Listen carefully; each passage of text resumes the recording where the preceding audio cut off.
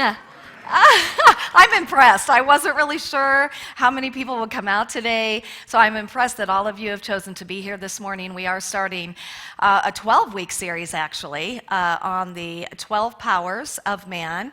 And I want to tell you that the 12 powers were not invented by Charles Fillmore, our co-founder.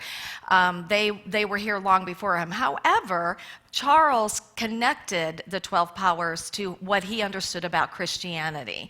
And so I've decided to use my superhero cape to make a 12-power cape.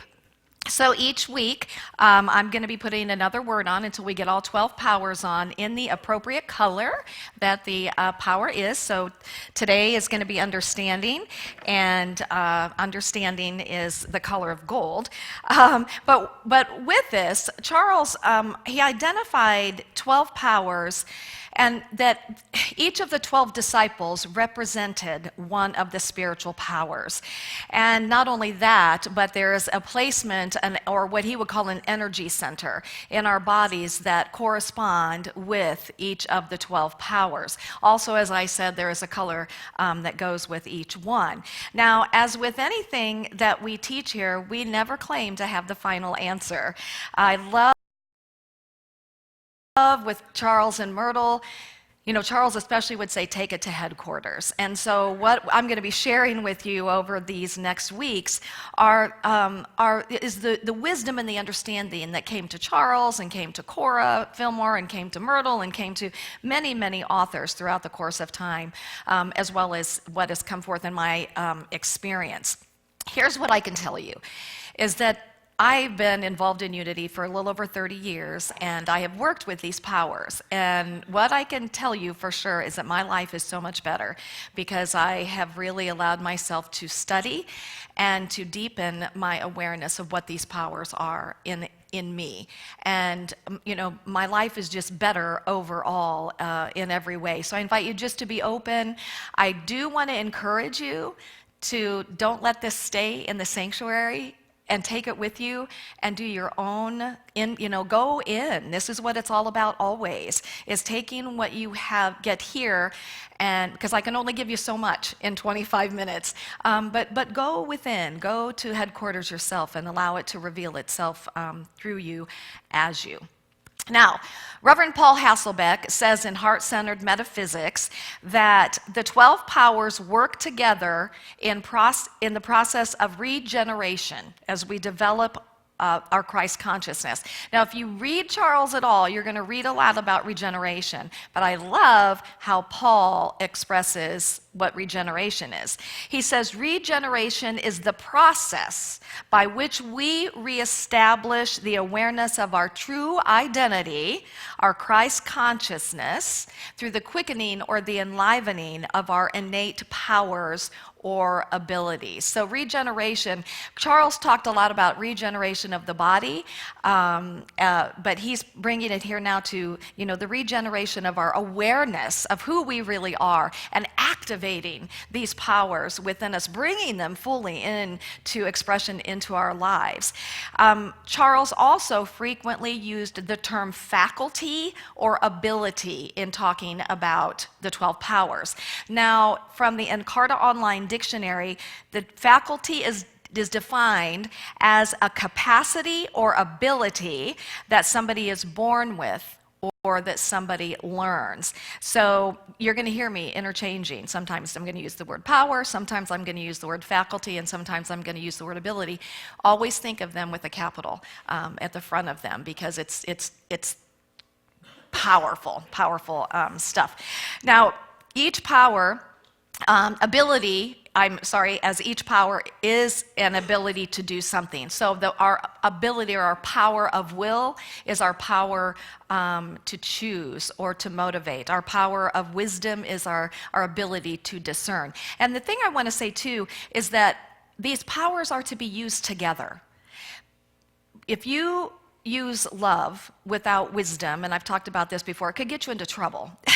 Use love without discernment. So all of the powers are to be worked together. So here's the 12 powers, and this is how we learned it in school up at Unity Village. And you'll see this just in a second. So they are life, imagination, power, judgment or discernment, understanding, zeal, elimination, faith, love, order, will, and strength. So how we learned it was lip, Jews, flows. So it makes it easy to have that, LIPJUZEFLOWS, and that has made all the difference in the world for me in remembering the 12 powers. Now, as I said, each of the 12 powers has a placement, an energy center in the body, and as well as a color and a disciple that it's coupled with. So we'll be talking about that more as we go along. So today we're talking about the power of understanding. I chose to start with understanding because I think it's one of the most important places for us to start. Now, 2 Timothy 2:7, it says, "Think over what I say, for the Lord will give you understanding in all things." Now, understanding is represented, interestingly enough, by the disciple Thomas, also known as Doubting Thomas. And Thomas asked questions. Why? Because he wanted to understand, right? So he wanted a greater understanding of what was being presented to him. Now, the seat of understanding is in the front brain. There's going to be understanding and will. Maybe the opposite. Anyway, and our Christ consciousness is always the top of our head. So our understanding must be closely aligned with our Christ consciousness. That's why in meditation, we go into that heart space, into that sacred sanctuary. We want to align with our higher self, our Christ consciousness, whatever you want to call that, the God of our being. Understanding is the faculty by which we receive enlightenment and insight. It is our capacity to gain direct perceptions of truth and our faculty of spiritual intelligence. How many of us have read the book Spiritual Intelligence by Cindy Wigglesworth? Okay, that's good to know because we'll do that class again someday because it was an incredible class. And from 1 Kings 3:10, and I always love this, "With all my getting, give me an understanding heart." We're constantly getting, we're getting information, we're getting knowledge, but what we really want is we want an understanding heart. An understanding heart will change the experience of our life. And today, some of what I'm going to be sharing with you is going to call us pretty high, but I think we're ready to be called that high. And I just believe that we are. Okay, so understanding in the absolute realm, that which is eternal, changeless, is our ability to know, to perceive, to comprehend, and to apprehend. Now, understanding in the sense perception, which is the relative world, is our error thoughts and feelings, the ability to know based on the outer, human knowledge, human knowing. How many of us are pretty good at human knowledge, human knowing? We're pretty good at that, aren't we? We think we understand things all the time, don't we? I know exactly what you're thinking. I know exactly what you meant. I know exactly what is happening here. We're good at that, aren't we? What we want to get really good at is the spiritual understanding. So from spiritual awareness, higher consciousness, that's our ability to know and to comprehend the laws and the greater realm of what is happening. It's our spiritual awareness. So let's talk for a few moments about spiritual knowledge and what some of our spiritual understanding looks like in unity. And this, in a big way, is going back to some of our basics, which I think is really important for us to always be going back to our basics. Let me share with you first, what are our 5 principles? God is, I am, I ask, I pray, I act. God is the one and only presence and power. It's all good. I am an expression. I have come forth from that. I am also good. Did you know you're good? Let's say that. I'm good. You are good. We ask through our faith, through our consciousness, through what we're focused on. I pray and I meditate. And, this is such an important part of unity, is our prayer and our meditation. And a big part of that is also the letting go. When we meditate, we're giving it over to the greater realm. And then I act. Oh my gosh, sometimes we leave that one out, don't we? But it's so important that we act, and we act upon inspired inspiration. I guess that's kind of the same thing, isn't it? Okay, so in unity, our spiritual understanding, we say this every week, is there's only one presence and one power, and that it's all good, that it's the purity of love, that no one and nothing is against us, that no true power of evil exists. Now, do we experience evil in the world? Absolutely. But an absolute power of evil that is against us, we don't believe in that. We know there's only one presence and one power. And that all things work together for the greater good because God stands under all things. Our spiritual understanding also tells us that everyone is born into original blessing. And that's a big one, isn't it? And that everyone is inherently good, because all of us have come forth from that good. So inherently, every single one of us is inherently good. I love this quote. It's one of my favorite quotes, and I'm going to invite us to say it together. I am not all that God is, but all that I am is God. And any quality that you would say is a quality of God is you. So just think about that. That's you. That's who you are. Okay, I believe that the greatest understanding that we can get is the understanding of the nature of God, the nature of ourselves, and the nature of other people. That and this is really based on what? The first two great commandments, right? Love the Lord your God with all your whole heart, soul, mind, and strength, and love your neighbor as yourself. And if we truly make that journey of really the understanding of the nature of all of that, if we're really living from that spiritual understanding, then I'm going to tell you something.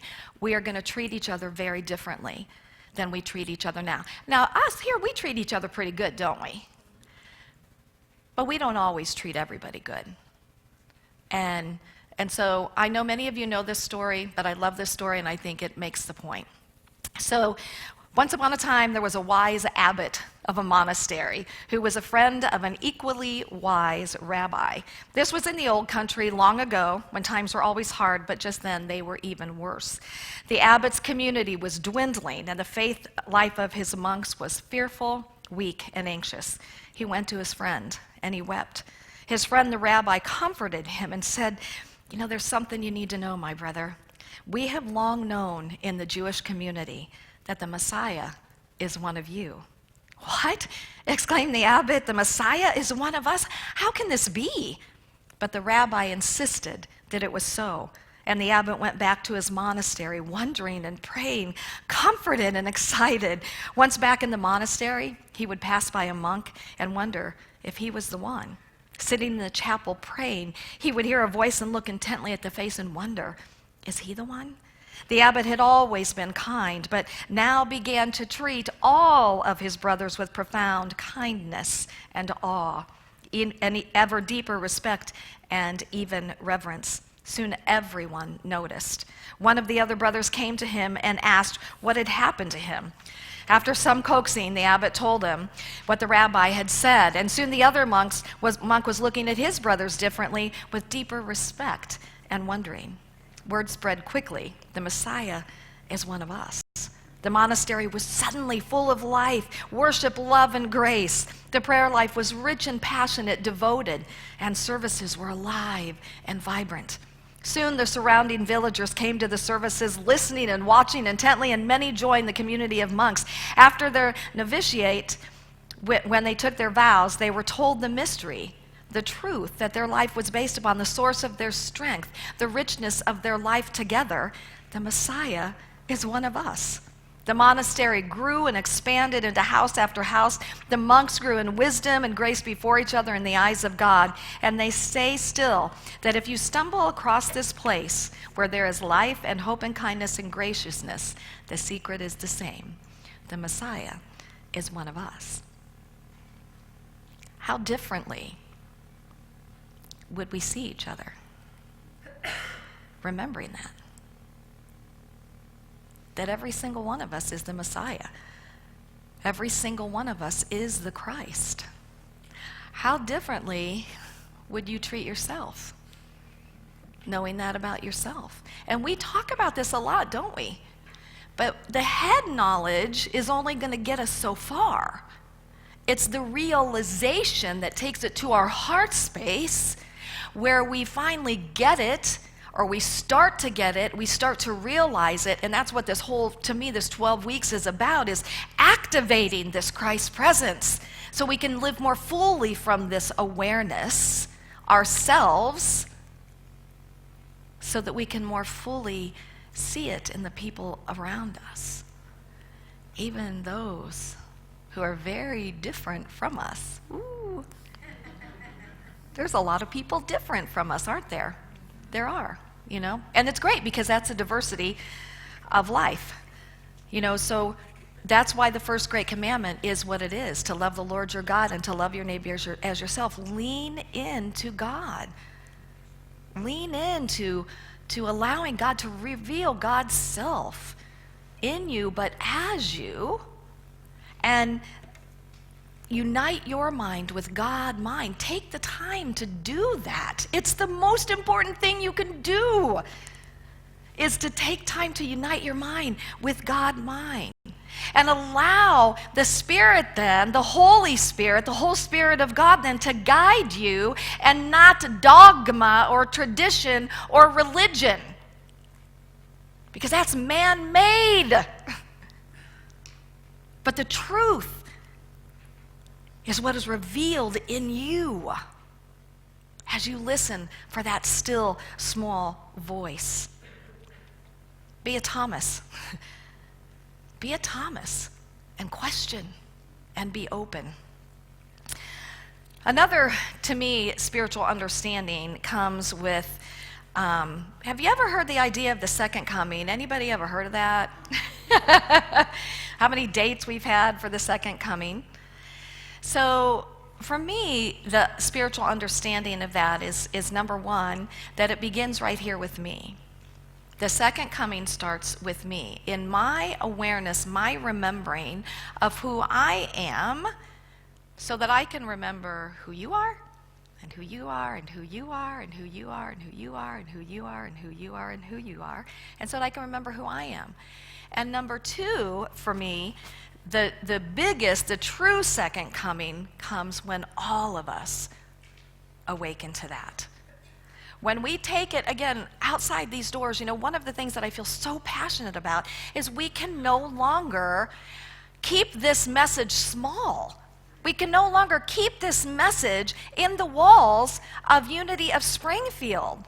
We can no longer sit back when somebody else is sharing their dogma or religion with us and think that we don't have the right to express what we believe is true, and that what we believe will change the world, right?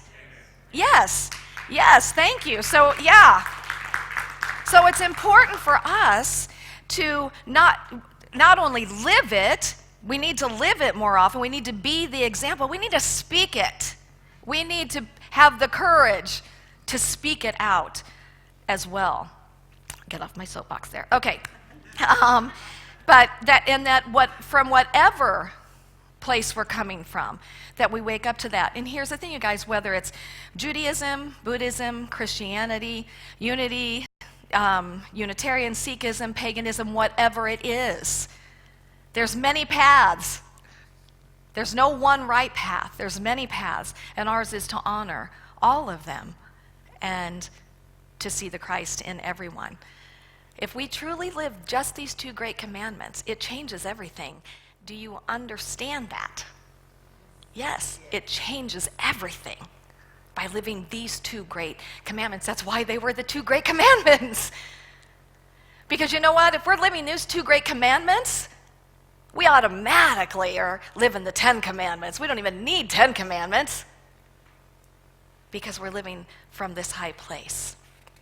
Okay, so here's the thing too, is that I believe that that is a high calling for us, and that we are being called higher than we've ever been, at least in our lifetime. We live in a country that is divided. Yes? Very divided. And a country obsessed with technology. We can't even sit in the same room without people being on their phones or their iPads. We don't have face-to-face conversations much anymore, do we? We tweet, we Facebook, we message, we do all kinds of things. Snapchat, whatever it is, Instagram. Here's the thing. Matthew 12:25 said, "And Jesus knew their thoughts and said unto them, Every kingdom divided against itself is brought to desolation, and every city or house divided against itself shall not stand." A house divided will not stand. And I want to tell you something, my friends, today, our country divided will not stand. And we cannot wait for somebody else to gain that understanding with each other. It has to be us.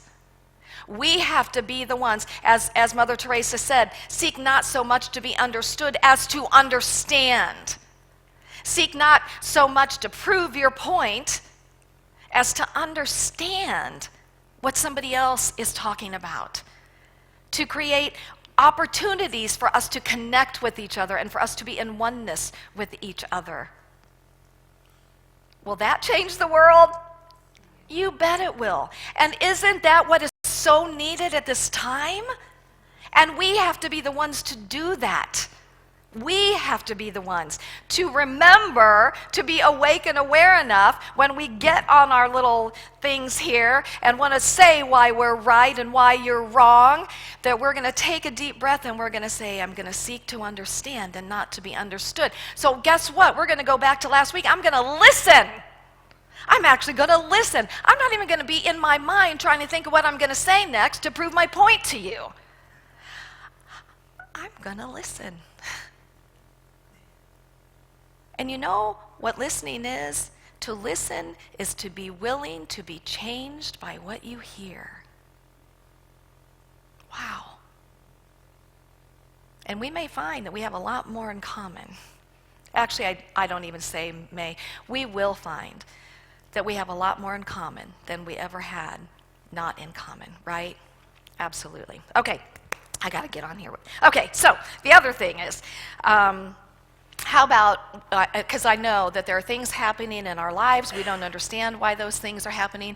William Warch says, whenever you meet something that you can't understand, it simply means that you can't see the order, the good, or any purpose to it. In other words, you can't see how God stands under this situation. But that doesn't mean that God isn't standing under that situation. It only appears that way to you.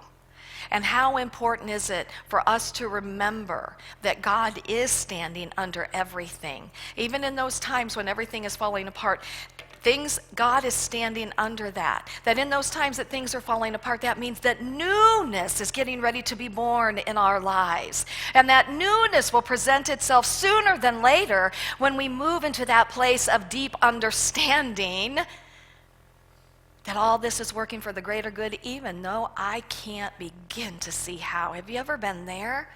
You're like, what? No good can possibly come out of this. No good can possibly come out of this. Have we said that? Yeah. And go back? Yeah. And we go, whoa, thank you, God. We do. Because God is good. And then the last thing that I just want to touch on is that, how do we move to an understanding place when people are committing heinous crimes against any living thing? Because that's a tough one, isn't it? And so I love this. David Williams says that it is an imbalance in and a misuse of our powers, not an opposing enemy. That people do things not because they are evil or bad, but because they have forgotten who they are. And they're using the same powers that we have. And I'll tell you what, I don't think any one of us can stand up and say, I've always used my powers for good, right?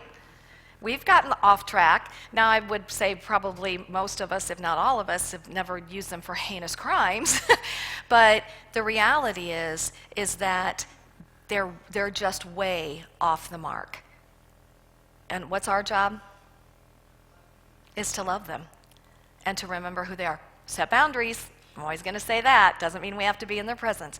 But our job is to love them and remember who they are. So, oh my gosh, I had so much more for you. I didn't think I had enough today, and I have way too much. So anyway, just take this with you and take some time to really allow yourself to go into that secret place of the Most High. And if there is something going on in your life that you're just having a hard time with, take it into that sacred space within you and give it over. Give it over to God. Give it over to the Holy Spirit. Because I promise you, you will get this. It's almost like a download. and there will come this wonderful understanding. So I just want us to close with see all this stuff here? And this I want to show you because I'm going to be showing this every week. This is going to be our tree with our, oh, look, I did a Ozarkian understanding. The G's over there. So these are our roots, though. We're rooting ourselves, and what we're going to do every week is we're going to, water these roots and then bring these powers up within us, and I'll fix understanding. So, although it's kind of funny. So let's share in this affirmation together. My understanding of truth deepens and directs my life.